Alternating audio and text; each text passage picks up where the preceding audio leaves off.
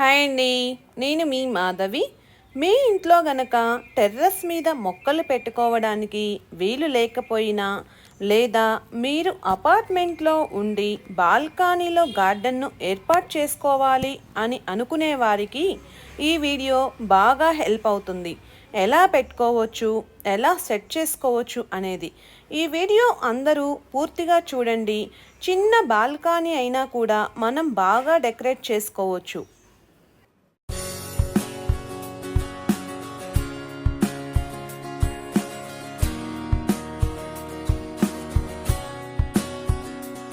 తక్కువ ప్లేస్ ఉంటుంది కానీ మొక్కలంటే ఇంట్రెస్ట్ ఏం చేయాలి అనుకున్న వాళ్ళకి this is the best choice. Welcome to creative essence channel.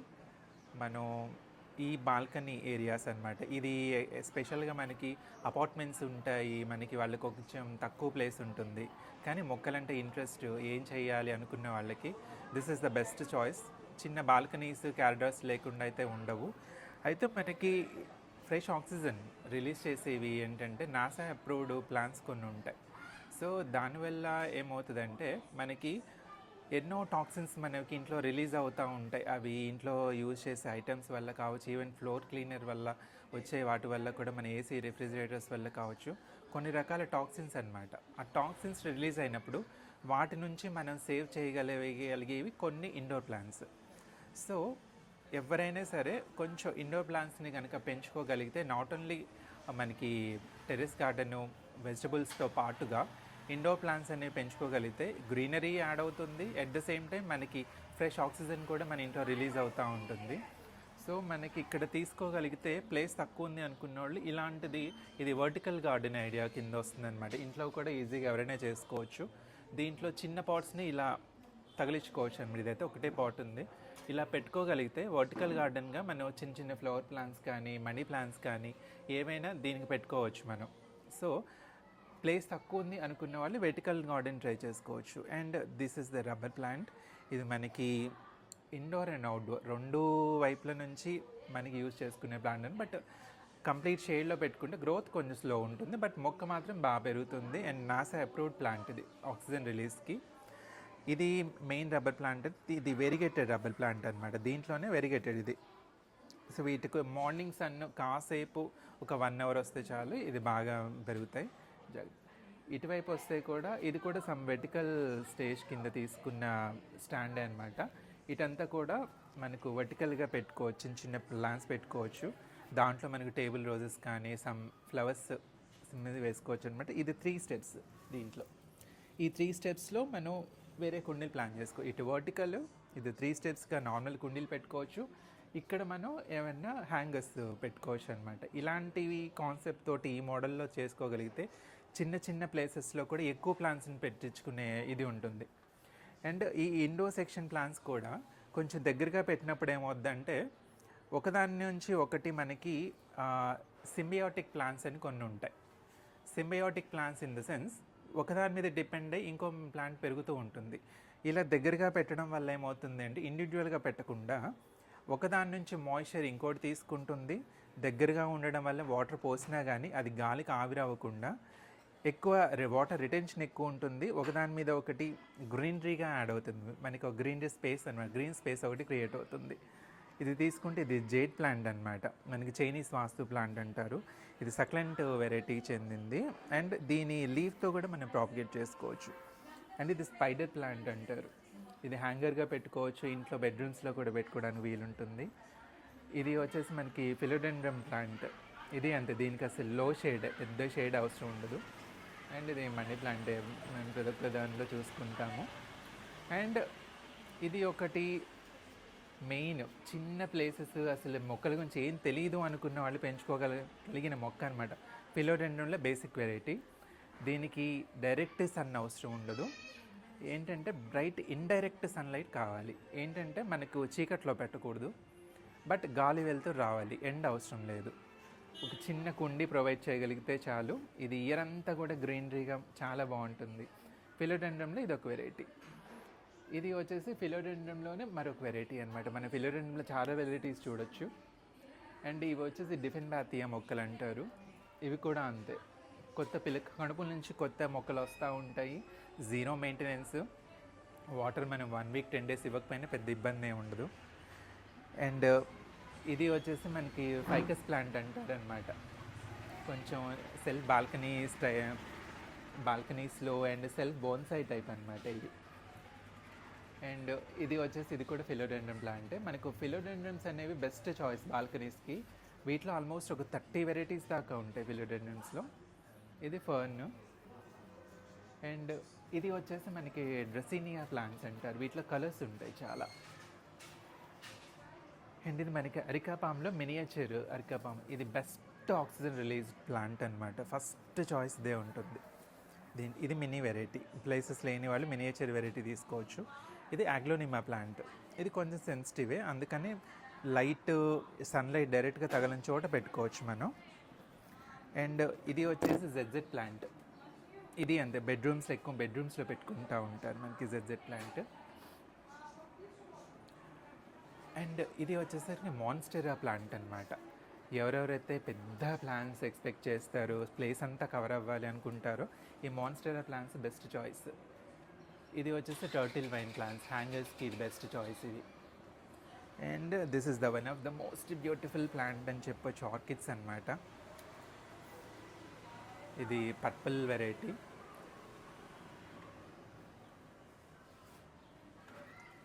ఇవి రెండు కూడా ఆర్కిడ్సే.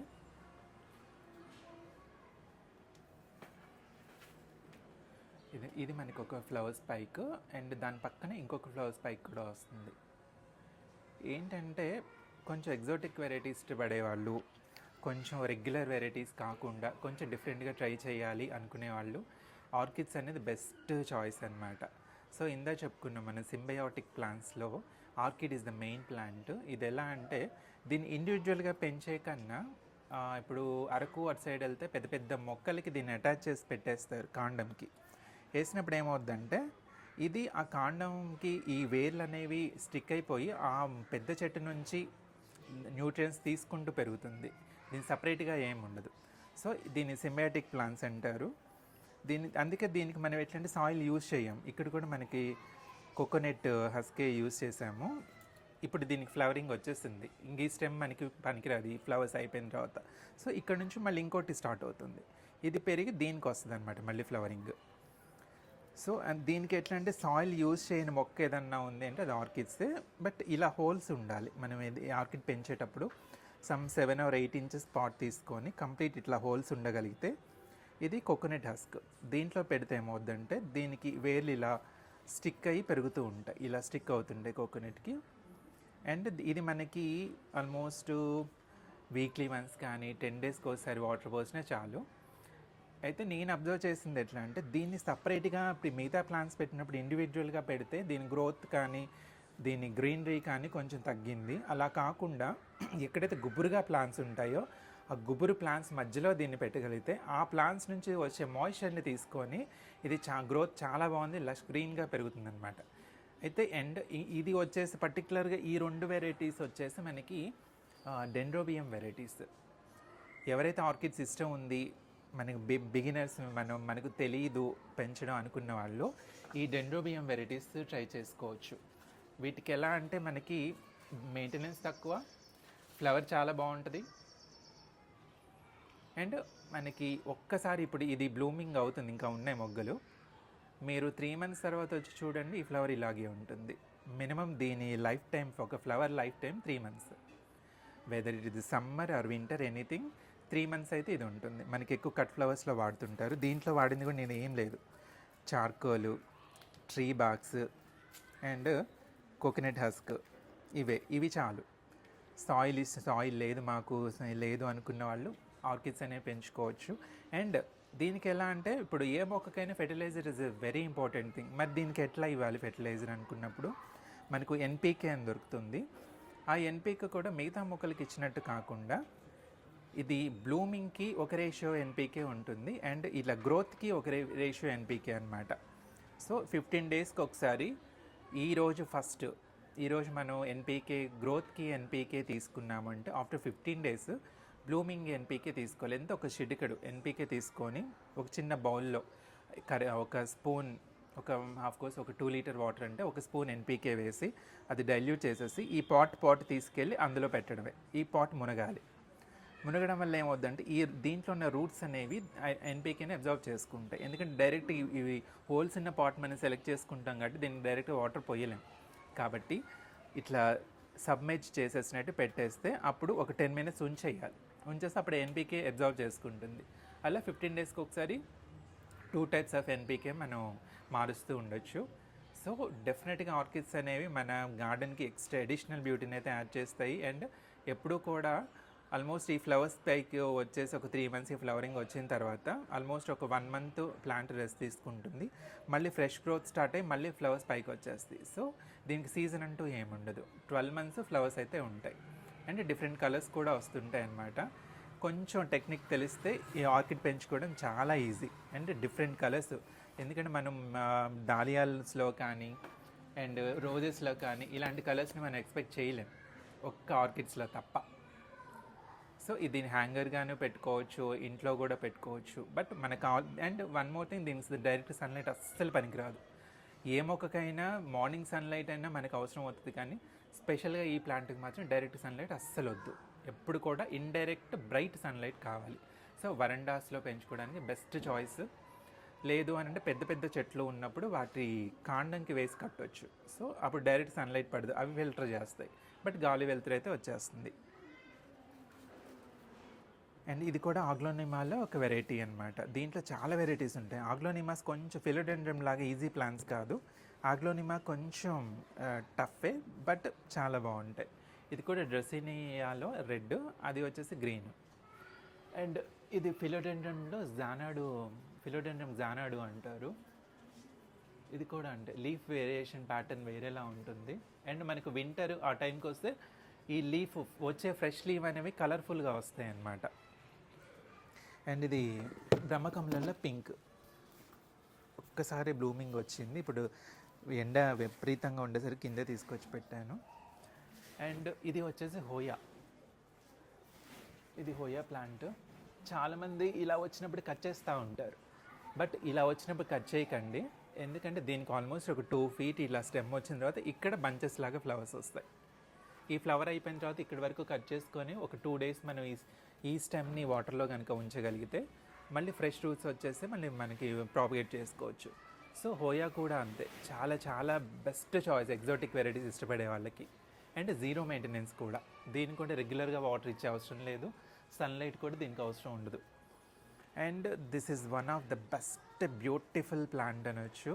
ఎందుకంటే ఇప్పుడు వింటర్ ఆర్ రైనీ సీజన్లో దీని నుంచి ఎంత లష్ గ్రీన్గా మెరుస్తూ షైనింగ్గా వస్తాయి. ఇది సన్లైట్ వల్ల కొంచెం ఇదిగా ఉండింది. ఇది ఫిలోడెండ్రమ్ ఎల్లో అంటారు.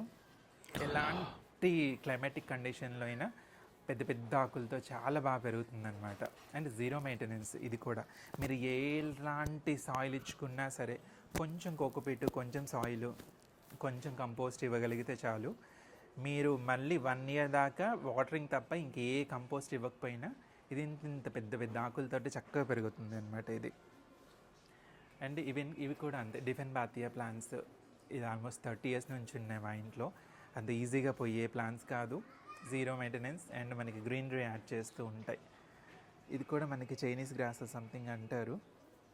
ఇది అంతే, మనకి ఎండలో కాకుండా కొంచెం ఇలా కొంచెం బ్రైట్ ఇండైరెక్ట్ సన్లైట్ దగ్గర పెట్టుకుంటే గ్రీనిష్గా బాగుంటుంది. అండ్ ఇది కూడా వచ్చేసి మనకి బ్రోకెన్ హార్ట్ అంటారు. Monstera broken heart same money plant లాగానే ఇది బాగా పెరుగుతుంది ఇది. అండ్ ఇది కూడా మనకి జెడ్జెడ్లో చాక్లెట్ జెడ్జెడ్ అంటారనమాట. ఇది ఒక్కటే బెడ్రూమ్స్లో కూడా పెట్టుకోవచ్చు, బట్ విండో దగ్గర ఎక్కడైతే సన్లైట్ కానీ బ్రైట్ ఇండైరెక్ట్ సన్లైట్ వచ్చి ఫ్రెష్గా గాలి వెలుతురు బాగా వస్తుందన్న చోట బెడ్రూమ్స్లో పెట్టుకోవచ్చు. అన్ని టాక్సిన్స్ని రిలీజ్ చేసే టాక్సిన్స్ అన్నీ కూడా ఇది కన్జ్యూమ్ చేసి మనకు ఓన్లీ ఆక్సిజన్ ప్రొవైడ్ చేస్తుంది. అండ్ ఈ ప్లాంట్ వచ్చేసి మనకి చైనీస్ డాన్సింగ్ డాల్ అంటారు ఈ ప్లాంట్. ఇది అంతే, మనకి వాటర్ తక్కువ తీసుకుంటుంది, లష్ గ్రీన్గా ఎప్పుడూ పెరుగుతుంది, ఎలాంటి క్లైమాటిక్ కండిషన్లో అయినా బాగుంటుంది. ఇండోర్గా పెట్టుకోవచ్చు, ఎట్ ద సేమ్ టైం అవుట్డోర్కి కూడా ఇది బాగుంటుంది. అండ్ ఇవన్నీ ఆగ్లోనిమాలో వెరైటీస్ అనమాట. ఇంత మిడ్ సమ్మర్లో కూడా ఈ ఆకులు ఎలాంటి డిస్టర్బ్ అవ్వకుండా పెరుగుతున్నాయి చూడండి. ఈవెన్ ఆకులు చివర్లు కూడా బర్న్ అవ్వాల. సో ఇలాంటివి ఇండోర్ ప్లాంట్స్ పెంచుకోవాలి ఇంట్రెస్ట్ ఉంది బట్ వర్కింగ్ టైం లేదు అనుకున్న వాళ్ళని ఇలాంటి ప్లాంట్స్ సెలెక్ట్ చేసుకుంటే మీకు వాటరింగ్తో పెద్ద ఇబ్బంది ఉండదు, మొక్కలు కూడా బాగా పెరుగుతాయి. చూడండి ఇంత సమ్మర్లో కూడా ఆకులు బర్న్ అవ్వడం కానీ ఆకుల్లో ఫ్రెష్నెస్ కానీ వల్ల పాట్ కూడా చిన్న పాటే.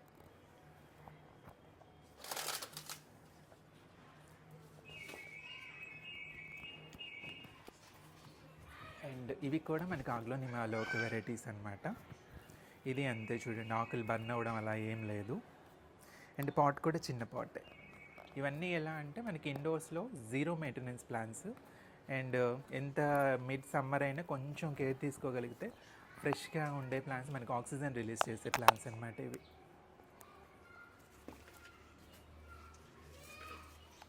అండ్ ఇవి కూడా డ్రెస్సినియాలో ఒక ప్లాంట్. దీని కనుక కొంచెం సన్లైట్ వస్తే ఈ ఆకుల ప్యాటర్న్స్ వేరియేషన్ బాగుంటుంది. అండ్ ఇవి కూడా అంతే, పెద్ద పెద్ద పాట్స్ వీటికి అవసరం ఉండదు.